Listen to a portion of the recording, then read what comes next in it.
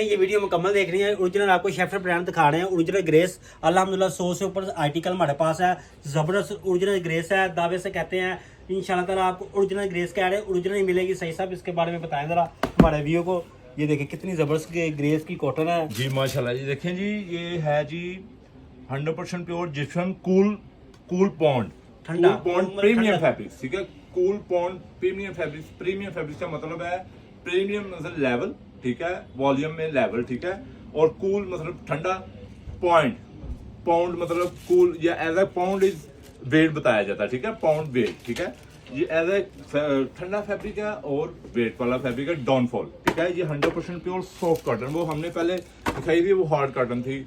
Camera जरा हमारे पास लेके आए। ये देखिए, मैं जो मेन बात पॉइंट वाली बताना चाहता हूँ ये बात ये है, प्योर सोसो का धागा है इसका। ये देखिए प्योर सोसा का धागा है।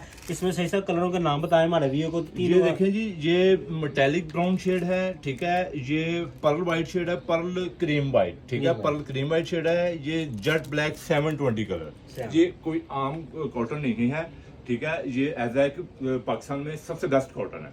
हमारी नजर में सबसे बेस्ट कॉटन है क्योंकि हमने प्रैक्टिकल किया हुआ है।